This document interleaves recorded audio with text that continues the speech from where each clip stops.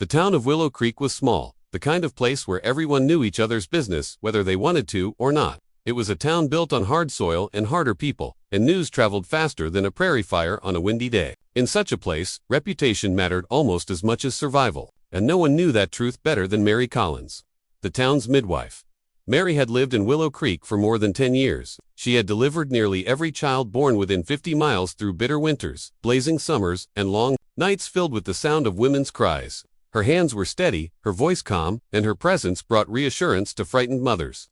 By all accounts, she should have been respected, maybe even cherished. But instead, she was mocked. The women whispered behind her back in the general store. The men gave knowing smirks when she walked by. The cruelest part was that it wasn't her skill they questioned, it was her womanhood. Funny, ain't it? One of the women had once said loud enough for Mary to hear. She's brought half the children in this county into the world, but she's never managed one of her own. Others laughed, shaking their heads. A midwife with no children, like a preacher who don't believe in God. Mary kept her head high and her steps steady, but every word struck like a knife. She had wanted children once, years ago, but life had other plans. The man she had loved never came back from the war, and time passed quickly. Before she knew it, the years had gone and she remained alone in her small wooden house at the edge of town. Her only company, the sound of her own thoughts still. She poured her soul into her work. If she could not have a child of her own, then she would make sure every child born in Willow Creek came into the world safely. She kept her home stocked with herbs, bandages, and the knowledge passed down from her mother. And though the townsfolk's mockery stung, she never once turned her back on them, not even the women who laughed at her the loudest. But the loneliness was there. At night, when the prairie winds howled against the windows, Mary would sit by the fire with her sewing and let the silence press in. Sometimes she imagined the sound of little feet running across the floor, a child's laughter echoing through the house. But it always faded, leaving her with nothing but the creak of the old rocking chair. The children she had helped bring into the world were growing now, many of them old enough to play in the dusty streets. Sometimes they too mocked her, repeated the cruel words they heard from their mothers. Childless Mary. They would sing in cruel little rhymes as she passed by. She never scolded them, they didn't know any better. But inside, it tore at her. She gave everything she had to help others start their families, yet she had no family of her own. On Sunday mornings, the townsfolk gathered at the little church on the hill. Mary sat alone in the back pew, her plain dress neat and her hands folded in her lap. She watched as families filled the rows, fathers with sons, mothers with daughters. She watched as babies she had delivered cooed in their mother's arms. And her chest ached with a hollow, aching longing she dared not speak aloud. The preacher's words often blurred in her ears, drowned by the sound of the congregation's whispers. She knew what they said. She had heard it 100 times. Some pitied her, others scorned her, most simply found her odd, a woman set apart by what she lacked. But Mary never let them see her cry. She would not give them that satisfaction. Instead, she stood tall, her back straight, her voice firm when she was called upon. If her life had been marked by loss, she would meet it with dignity. And so the days passed, each one much like the last. The sun rose over the wide prairie, the wagons rolled down the dusty road, and Mary went about her work with quiet resolve. Yet, somewhere deep inside, she wondered how long she could bear the weight of being both needed and rejected, both trusted and mocked. She did not know that her life was about to change that soon. A rancher's knock on her door would bring the one thing she had stopped hoping for, something she had secretly longed for all her life. Not just respect, not just belonging, but family. It was a cool evening when the knock came. Mary Collins was tidying her small cabin, folding linens, and setting herbs to dry, when the sound startled her. Folks rarely visited her, unless they needed her help in childbirth or sickness. A quiet knock at dusk was unusual, and Mary's heart gave a small, curious flutter. She opened the door to find Samuel Hayes standing there, his tall frame outlined against the fading light. He tipped his hat politely, though his face was drawn and tired. Everyone in Willow Creek knew Samuel the rancher whose wife had died 2 winters back. Since then, he'd raised 2 little girls on his own while running one of the largest spreads of land outside town. "Evenin', Miss Collins," he said, his voice low and steady. "Evenin', Mr. Hayes," Mary replied, surprised. "Is someone sick?" He shook his head. "Not sick, not exactly." His eyes shifted toward the barns in the distance, then back to her. "It's my girls. They need someone." Mary hesitated, her hands still on the doorframe. She knew his children, Ma, the older one, serious beyond her years, and little Grace, who was hardly more than a toddler when her mother passed. Folks whispered that Samuel did his best, but a man couldn't fill a mother's place. The girls were often seen clinging to his legs at church or hiding behind him when strangers spoke. Mary softened her tone. "What do you mean? Someone?" Samuel took off his hat and held it against his chest. He seemed uncomfortable, a man not used to asking favors. "They need more than what I can give." I can mend a fence, break a horse, bring in the harvest. But I can't be both mother and father." His voice faltered. Just for a moment, they need a woman's hand. Someone who knows how to guide him, comfort him. Mary blinked, stunned. For years, she had listened to others mock her for being childless, for not knowing what it meant to be a mother. Yet here stood Samuel Hayes, asking her, not some other woman, to step into the role his wife once filled. "I don't know what to say," she whispered. "Say you'll come out to the ranch." Samuel answered simply. "Say you'll meet the girls. See if it's something you can do." Mary's heart pounded. She had delivered Samuel's daughters into the world, cradled them in her arms when they first drew breath, but that was years ago. To step into their lives now, as more than a healer, more than a midwife, it frightened her. And yet, it stirred. Something warm, something she hadn't felt in a very long time. She swallowed, her fingers tightening on the doorframe. "You must know what people will say," she murmured. Samuel's jaw tightened. "Let them talk. I've lived long enough to know that folks will always have their say. What matters is what's right for those girls, and right now, what's right is giving them someone who cares." Mary studied him in the fading light. His words weren't fancy, but they were honest. Samuel Hayes was a man who carried loss in his eyes, yet still stood firm for the sake of his children. She found herself nodding slowly. "All right, Mr. Hayes, I'll come." The relief that flickered across his face was subtle, but it was there. He tipped his hat again. "Thank you, Miss Collins, truly." As he walked back down the dusty path toward his horse, Mary closed the door and pressed her back against it. Her breath came unevenly, and she touched a hand to her chest as if to steady the sudden rush of emotion. For so long, she had longed for a chance not just to deliver life into the world, but to share in it. She had buried that hope, convinced it was too late. Yet tonight, a door had opened. The people of Willow Creek might mock her all they liked. They might sneer and call her childless Mary. But Samuel Hayes had seen something in her that no one else had. And for the first time in many years, Mary felt the faint stirrings of a dream, dangerous, fragile, but alive. Tomorrow, she would ride out to the Hayes Ranch. Tomorrow, she would meet the girls. And tomorrow, she would take the first step into a life she had never dared imagine.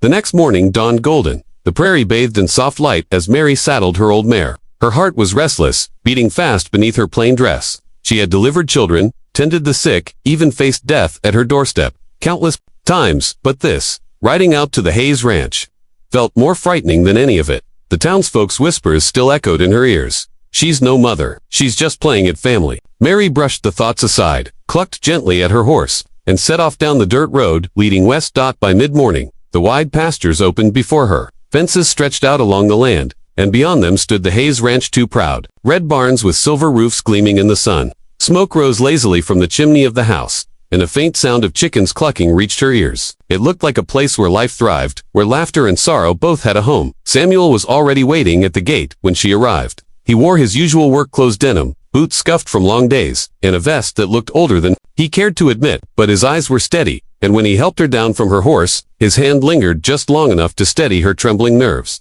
"They're inside," he said quietly, "but I thought it best they meet you out here." Under the sun, before Mary could reply, two small figures peeked from behind the fence post. The older girl, Emma, stood tall for her age, perhaps 7 or 8, with serious eyes that mirrored her father's.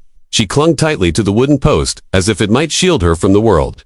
The younger one, Grace, barely 5, crouched beside her sister, her wide eyes curious, a stray curl bouncing in the breeze. Samuel motioned them forward, but the girls hesitated. Finally, Grace took a step, then another, tugging Emma's hand along. They stopped just a few feet from Mary, who knelt down in the grass so she wouldn't tower over them. "Hello, darlings," she said softly, her voice carrying the same gentleness she used to calm laboring mothers. "I'm Mary. I've known you both since the day you were born." Grace tilted her head, studying her with innocent curiosity. Emma narrowed her eyes, suspicious, her lips pressed into a thin line.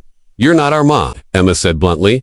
The words struck, sharp as a blade, though Mary didn't flinch. Instead, she nodded. "No, child, I'm not your ma, and I'd never try to take her place. She's with the Lord now, and nothing can change that. But I do care about you, both of you. That's why I'm here." Emma's expression softened, just slightly, though she didn't answer. Grace, on the other hand, stepped forward with all the boldness of a little one, unafraid of strangers. She reached for Mary's hand and placed her tiny fingers against it. Mary's breath caught. It was such a small gesture, but it warmed her heart like the sun after a storm. She smiled and squeezed Grace's hand gently. "Well now," she whispered, "aren't you sweet?" Samuel, standing nearby, exhaled as if he'd been holding his breath the whole time. "Would you like to see the animals?" he asked, directing the question toward his daughters. Grace nodded eagerly, tugging at Mary's hand as if she'd already decided this new woman belonged at her side. Emma hesitated but followed, keeping her distance yet watching Mary closely, as though weighing her worth. The four of them walked toward the barn. Inside, Mary knelt beside the girls as Samuel showed them the calves, the horses, and the chickens, scratching at the straw. Grace chattered excitedly, pointing and laughing, while Emma stayed quiet, her eyes darting between her father and Mary. At one point, Grace tugged on Mary's sleeve. "Will you come back tomorrow?" she asked innocently. Mary looked to Samuel, then back to the child. "If your PA wishes it," she said gently, "and if you'd like me to—" Emma finally spoke, her voice low but firm. "You'll leave, like everyone else." Mary's chest tightened at the words. She wanted to say something, anything, to reassure the girl. But Samuel stepped in, resting a hand on his eldest daughter's shoulder. "Emma," he said softly, "Miss Collins came because I asked her. She ain't going anywhere, unless we want her to." Mary met Emma's gaze and spoke with quiet conviction. "I don't break promises, child. If I say I'll come back, I will." Emma studied her for a long moment before turning away, her expression unreadable. Later, as Mary mounted her horse to leave, Grace ran to the fence and waved. "By Miss Mary," she called, her little face bright with hope. Mary waved back, her heart full and aching all at once. As she rode away, Samuel walked beside her for a stretch. "They'll come around, in time," he said. "They just need to see you. Mean what you say." Mary nodded, though inside she wondered if she was strong enough to face both the children's grief and the town's judgment. But as the ranch faded behind her, she knew one thing for certain. For the first time in years, she had felt the spark of belonging. And that small spark was enough to keep her riding back. The days that followed were unlike anything Mary had known. She rose each morning before the sun and rode out to the Hayes Ranch, her mare's hooves thudding along the dirt road. Though she tried to hide it, she was nervous every time. Nervous of the girls, nervous of Samuel, nervous of failing at something her heart longed for but had never known. At first, it was little Grace who made the days lighter. The child followed Mary like a shadow, clutching her hand as they fed the chickens or gathered wildflowers near the fence. She chattered constantly, her laughter ringing bright and unburdened. Mary found herself smiling more than she had in years, even humming softly as she worked. But Emma, older one, remained distant. She obeyed her father. She listened politely when Mary spoke, but her eyes carried a quiet storm. Whenever Mary tried to brush her hair or show her how to knead bread, Emma would stiffen, her little jaw set in defiance. One afternoon, as Mary tried to teach the girls how to sew simple stitches, Emma dropped the needle and glared at her. "You're not my ma," she said, her voice sharp. The words hung heavy in the air. Grace blinked, looking between her sister and Mary, uncertain. Samuel, who had been working nearby, froze at the sound of Emma's voice but didn't intervene. Mary swallowed, the ache rising in her chest. She wanted to defend herself, to remind the child that she had never claimed to replace her mother. But instead, she set her sewing aside and met Emma's gaze with calm. "No, child," she said gently. "I'm not your ma, and I never will be, but I care about you, just the same." Emma's eyes filled with tears. She refused to shed. She turned and stormed off, leaving the room in silence. Grace looked at Mary with wide, worried eyes. "She misses Mama," the little girl whispered. Mary gathered Grace into her arms and nodded, though her own throat burned. "I know, darling, and that's all right. She'll come around when she's ready." That night, long after the girls had gone to bed, Mary sat on the porch with Samuel. The prairie stretched before them, endless and quiet, the stars spilling. Across the sky, Samuel rested his elbows on his knees, staring into the distance. "She don't mean to be cruel," he said at last, his voice low. "Emma was always her mother's girl. Since she passed, Emma's carried that weight heavier than I'd like to admit." Mary folded her hands in her lap. "She has every right to grieve. I only fear I'll make it worse by being here." Samuel turned to her then, his face lined with weariness but also something softer. "You haven't made it worse. Emma, don't trust easy, that's all. But she see you for who you are. In time, just give her patience." Mary nodded, though doubt lingered in her heart. She had faced the sneers of townsfolk for years, but one little girl's rejection cut deeper than any cruel word. Because, with Emma, it wasn't mockery, it was grief. And grief could not be argued with. The struggle continued over the following weeks. Grace grew attached, slipping her hand into Mary's whenever they walked, clinging to her skirts when she cooked. The little girl's laughter filled the ranch, and even Samuel seemed lighter, watching them together. But Emma remained wary. She helped with chores but rarely smiled, and sometimes Mary would catch her staring from the corner of the room, her expression guarded. One evening, when Mary tucked Grace into bed, Emma lingered by the doorway. Mary looked up, hopeful, but Emma's voice came cold. "You'll leave," she said quietly. "Everybody leaves." Then she turned and slipped away before Mary could answer. Mary sat on the edge of Grace's bed long after the child had drifted to sleep. her heart aching. She had wanted so badly to be a part of their lives, to give them what they had lost. But love, she realized, could not be forced, it had to be earned. So she resolved to stay. No matter how sharp Emma's words, no matter how slow her acceptance, she would be steady, like the prairie sun that rose each morning without fail. For the girls, for Samuel and, perhaps for herself. And though Emma's walls stood strong, Mary began to see tiny cracks. A quick glance when she thought no one noticed. A hesitation before turning away. A flicker of something softer in her eyes. It wasn't acceptance, not yet, but it was a beginning.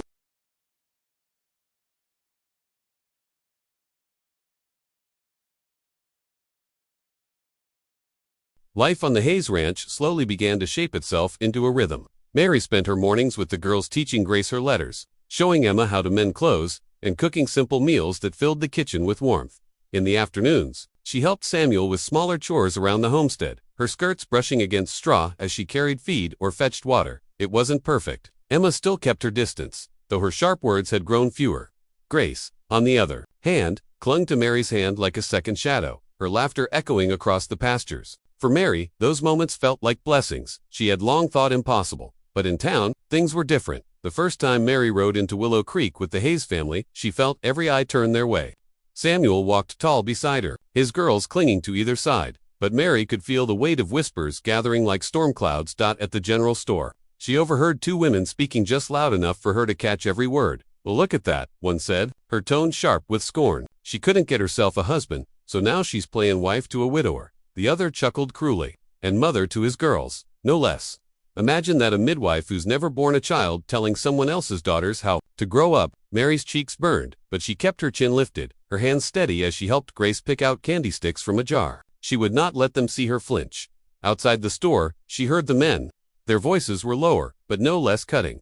"Hayes sure moved on quick, didn't he?" One muttered. "Reckon he was desperate." Another replied, "Otherwise, why'd he choose her? Half the town says she ain't right in the head, spending her whole life birthing other folks' children, never her own." Samuel's jaw clenched, his hand tightening on Emma's shoulder as he guided her forward. He heard every word, too, but he didn't stop. He didn't rise to their bait. And somehow, that quiet strength steadied Mary. Still, the gossip spread. At church, when Mary walked in with the Hayes family, conversations hushed, then swelled. Again, once she sat down. Some women smirked behind their hands, others shook their heads as if in pity. The preacher greeted her kindly enough, but even his eyes carried a flicker of judgment, as though he too wondered if she was overstepping. Mary bore it all in silence, though her heart ached. For years, she had endured the town's mockery about her childless life. But now, their scorn cut deeper, because it wasn't just about her anymore. It reached Samuel, and worse, it reached the girls. One afternoon, after a particularly long day in town, Mary sat alone on the porch of the ranch house. The sun dipped low, painting the sky in streaks of orange and red. Her hands trembled in her lap, and at last, the tears she had held back all day spilled freely. Samuel stepped outside, quietly, carrying 2 mugs of coffee. He set one beside her, then lowered himself onto the step. He didn't speak at first. He just let the silence stretch between them, the only sound the soft hum of the prairie wind. Finally, he said, "I heard what they said today." Mary swiped at her tears, embarrassed. "Let them talk. They've always talked." Samuel turned toward her, his gaze steady. "Mary, you've given more to this town than most will ever know. You've been at every birth, every bedside, every time a family was in need. And what do they give you in return? Gossip, cruelty." He shook his head, his voice tightening. "They don't deserve you." Mary's chest constricted. "It isn't just me, Samuel. They'll turn their tongues on the girls too. On you. I don't want to bring shame to your name." Samuel leaned forward, his voice firm. "Now shame don't come from caring for others. It don't come from giving a child love.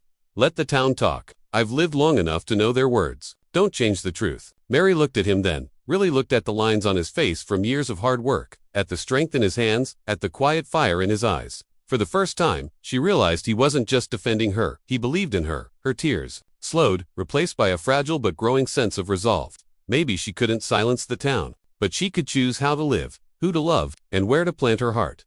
Inside the house, Grace's laughter rang out, followed by Emma's softer voice. The sound carried through the open window, and Mary felt it settle deep within her. The town judge, let them whisper. Here, at the Hayes Ranch, she was beginning to find something far stronger than their gossip.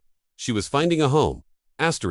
Summer rolled across the prairie with unrelenting heat. The grass turned brittle, the streams ran low, and the Hayes Ranch seemed to groan beneath the weight of dry days and restless nights. Mary kept busy teaching, cooking, mending, but beneath her steady rhythm lingered a quiet fear. Would the girls ever truly accept her? The answer came one stormy evening. Dark clouds gathered in the west, rolling in fast. By dusk, lightning split the sky and rain pounded against the ranch house. The family huddled inside, the windows rattling with each thunderclap. Mary tried to keep the girls calm, telling stories as she lit extra lamps, but the air carried a heaviness that made her uneasy. It was Grace who grew quiet first. Normally, full of laughter, she sat on the rug with flushed cheeks, her little body trembling. When Mary touched her forehead, her heart sank burning hot. "Samuel," she whispered urgently, "she's fevered." The rancher knelt beside his youngest, worry darkening his face. "She was fine this morning," he said, almost to himself. Mary shook her head. "Fevers can come fast. We'll need to tend her through the night." Emma, standing nearby, looked stricken. Her eyes darted between her father and Mary, wide with fear. "Don't let her die," she whispered. The words sliced through Mary's heart. She gathered Grace into her arms, rocking her gently as the storm roared outside. "Hush now," she murmured. "We're not going to let anything happen to her." The night became a battle. Grace tossed and whimpered in Mary's lap, her skin hot as fire. Samuel paced the floor, helpless, while Emma clung to his leg, silent tears streaking her face. Mary, however, remained calm. She brewed willow bark tea, cooled cloths in rainwater, and kept Grace's head cradled in her lap. "Sing to her," Emma begged suddenly, her voice breaking. Mary's throat tightened. She hadn't sung to a child in years, hadn't allowed herself the tenderness of lullabies. But now, with Grace's fever raging, she began softly, her voice low and trembling at first, then steadier. "Sleep, little one. The night will pass. Tomorrow brings the sun at last." Her song rose above the thunder, filling the small house with warmth. Grace stirred, then settled, her small hand clutching Mary's dress. Hours crawled by. Mary's arms ached, her eyes burned with exhaustion, but she never once let go. She whispered comfort, changed cloths, and prayed silently for the fever to break. Samuel hovered close, his face etched with helplessness, but he watched Mary with something new in his eyes, something fierce and reverent. Finally, just as dawn broke across the prairie, Grace's fever eased. Her breathing steadied, her cheeks cooled, and she drifted into peaceful sleep. Mary sat back, exhausted but relieved. She stroked the child's damp hair, whispering thanks under her breath. Emma approached slowly, her small face pale. For a moment, she simply stood there, watching. Then, with a sudden burst of emotion, she threw her arms around Mary's waist. "You saved her," Emma choked out. "You saved my sister." Mary froze, stunned by the girl's embrace.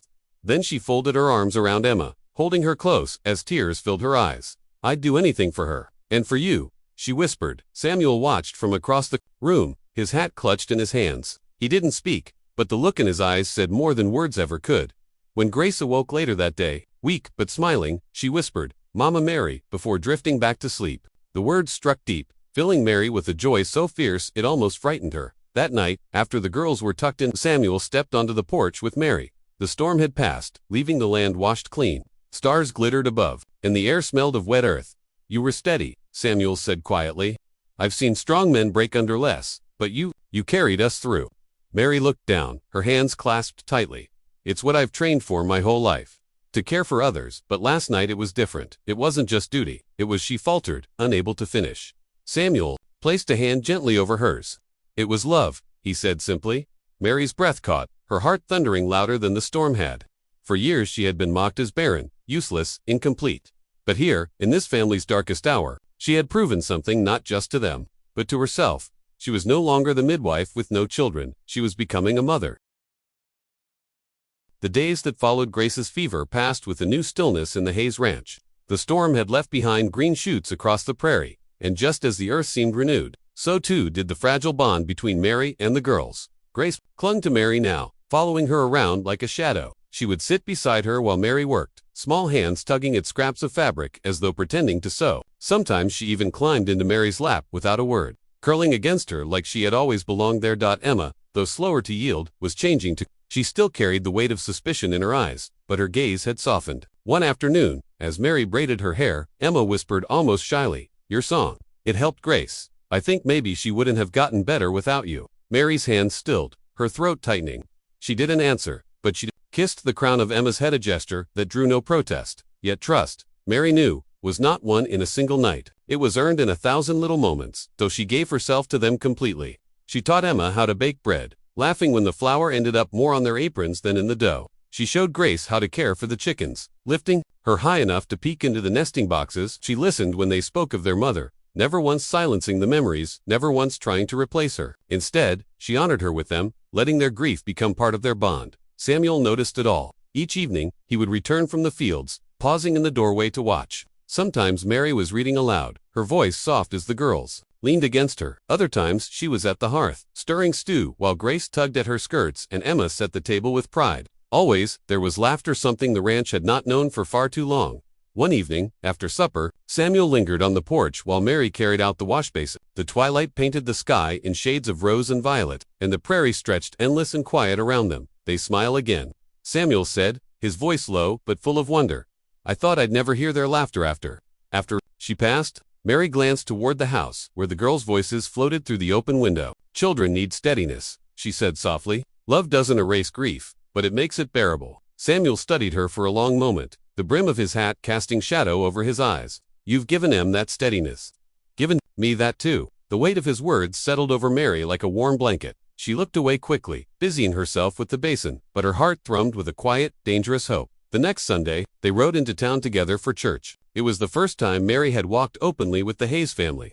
Whispers followed them down the wooden boardwalk, sharp and stinging. "There's the barren midwife," someone murmured. "Trying to play mother now, is she?" Another scoffed. Mary kept her chin high, though her cheeks burned. She had grown used to such talk, but she feared the girls might hear. Instead, Grace's small hand slipped into hers, and Emma walked close at her other side. Samuel's steady presence at her back gave her strength. Inside the church, they took a pew together. When the hymns began, Mary's voice rose, strong and sure. The girls sang too, their little voices clear and bright. And when the sermon turned to God's mercy and the gift of family, Samuel reached across the pew, his calloused hand covering Mary's. She felt the town's eyes on them, but for the first time, she did not shrink beneath their gaze. After service, as they mounted the wagon, Emma turned to her father. "Papa, can Mary come with us every Sunday, like Mama used to?" Samuel smiled faintly, his eyes glinting as they met Mary's. "She'll be with us," he said simply. The girls nodded, satisfied, and clambered into the wagon. Mary lingered, her heart swelling so full it nearly hurt. She had not just been tolerated that day, she had been claimed. As they rolled out of town, Mary glanced back at the faces still watching them. Let them whisper, she thought. For the first time in years, she felt whole, not because she had proven herself to the town, but because she had found a place where love had silenced doubt. That night, as she tucked the girls into bed, Emma surprised her with a question. "Mary," she whispered, "if we called you Mama, would you like that?" Mary's breath caught. Tears blurred her vision as she knelt beside the bed. She cupped Emma's cheek, her voice trembling. "There'd be no greater honor." Emma smiled, then pulled her into a fierce embrace. Grace, already half asleep, murmured drowsily, "Mama Mary." Mary kissed their foreheads, her heart overflowing. In that moment, she knew she had finally earned their hearts. Autumn swept across the prairie, crisp winds bending the tall grasses and painting the cottonwoods in gold. On the Hayes Ranch, the rhythm of life had settled into something steady and beautiful. The girls no longer flinched when Mary reached for them. Instead, they sought her out. Grace followed her with endless chatter, while Emma, serious and taken to helping her with chores, proud to stand shoulder to shoulder like a young lady of the house. For Mary, each day was both ordinary and miraculous. She rose early, cooked meals, mended clothes, soothed scraped knees, and read stories by the firelight. They were the things any mother might do, but to her, each moment was a blessing she had once believed would never come. Still, beneath the warmth of it all, a quiet ache lingered. Though Samuel treated her with respect and gratitude, there remained an invisible line between them. He was the master of the ranch, the widowed father; she was the midwife, welcome in his home, but not truly belonging. Until one evening changed everything. The air carried the sharp scent of wood smoke, as Samuel invited Mary onto the porch after supper. The girls had gone inside, their laughter drifting through the open window. Samuel stood with his hat in his hands, turning it slowly, a habit Mary had come to recognize as a sign of his unease.